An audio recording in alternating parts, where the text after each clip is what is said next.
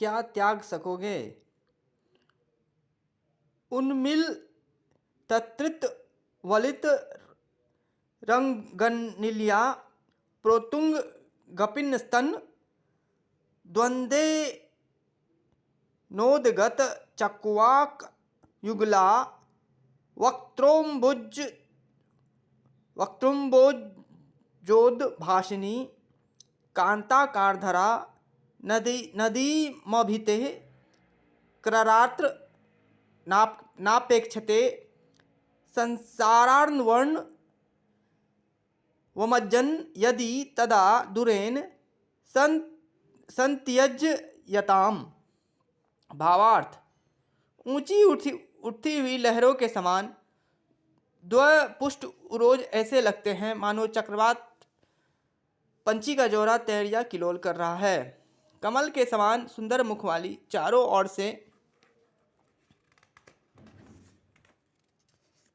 ओर से धारा प्रवाह हमला करने वाली यह स्त्री रूपी नदी अपने प्रवाह में बहा ले जाएगी। यदि संसार सागर में डूबना नहीं चाहते हो तो दूर से ही इसका त्याग कर दो। व्याख्या: अत्यंत पुष्ट दो उरोज ऐसे लगते हैं मानो चकवा चकवी किलोल कर रहे हैं। ऐसी रमणी जिसका मुख कमल के समान है और जिसके कटाक्षों का बराबर आक्रमण हो रहा है, धारा प्रवाह बहने वाली तीव्र यौवन की इस नदी में डूबने से क्या बचा जा सकता है?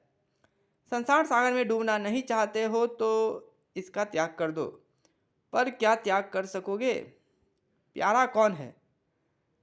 जलपंती शार्मण्येन पश्यन्तः यन्तं सविभ्रमा हृदयगत चिन्तयेन्त्ययन्यं प्रियः को नाम योषिताम।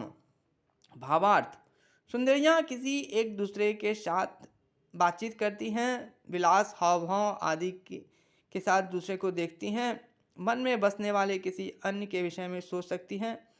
ऐसी दशा में क्या कोई बता सकता है कि उसका प्रियतम कौन है? शायद कोई नहीं। व्याख्या: सुंदरियों के हाव भाव और उनका विलास समझ पाना बड़ा कठिन है। वह देखती किसी को है, मन में किसी और के बारे में सोचती हैं। ऐसी दशा में इस बात का भला क्या पता लग सकता है कि उनका प्रियतम कौन है? अर्थात कोई नहीं। अमृत और विष: मधु तिष्ठति वाची योषिताम हृदयी हालाहलमेव केवलम अतएव निपीयते धरो हृदय मुष्टिभिरेव ताड्यते। भावार्थ: स्त्रियों की वाणी में शहद होता है, होठों में अमृत, अतएव अधर पान किया जाता है, पर हृदय में हलाहल विष भरा रहता है, इसी कारण उनका हृदय मर्दन किया जाता है।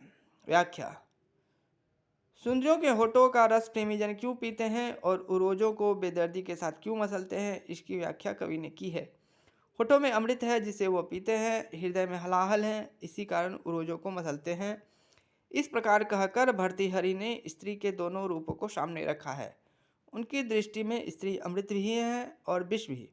नारी का वास्तविक रूप समझना बड़ा दुष्कर है। कब यह अमृत हो जाती है, कब विष का प्याला, कोई नहीं जानता है। कांटे का इलाज नहीं है।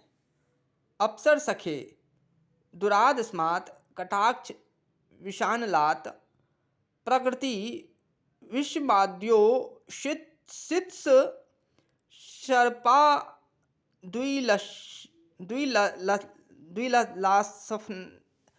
द्विलाशफनाभूतः इतरफनिना दष्टः शक्यश्चिकित्सतु मोषधे श्चतुर्वनितां भोगिग्रसतं ही मंत्रिणः।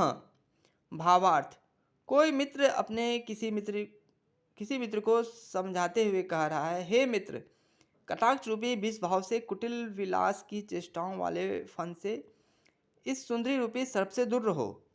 दूसरे सर्प द्वारा काटे जाने पर आदमी का इलाज हो सकता है, औषधियों के द्वारा वह ठीक हो सकता है।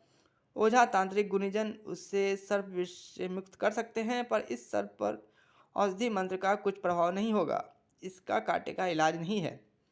व्याख्या: एक दोस्त अपने किसी दोस्त से कह रहा है, सुंदर स्त्री के नयन बाण डस लेंगे तो मुश्किल होगी। स्वभाव से कुटिल विलास रूपी फन वाली सुंदरी के कांटे का इलाज नहीं है। दूसरा, भयंकर से भयंकर सर्प डस भी लेगा तो औषधि के बल पर या तांत्रिक ओझा के द्वारा ठीक हो सकता है, पर औरत के कांटे का इस संसार में कोई इलाज नहीं है। कामदेव का शिकार। विस्तारिते मकर केवन धीवरन स्त्री संगित वडिस्पत्रम भवाम्बु राशो येना चिरात दधरा मिश्लोल मर्त्य मत्स्यान विकृष्य विपचत्य नुराग वन्हो। भावार्थ, इस संसार में कामदेव रूपी धीवर स्त्री रूप मछली फंसाता है, फिर उसके अधरों के लिए लालायित मनुष्य को ललचाकर प्रेमाग्नि में भूंजता है। व्याख्या, इस संसार में कामदेव मधुभास है। अपनी बंसी से वह सुंदर रूपी मछली को फंसाता है, फिर पुरुषों के लालायित होठों के लिए उसकी प्रेमाग्नि में भूंजता है।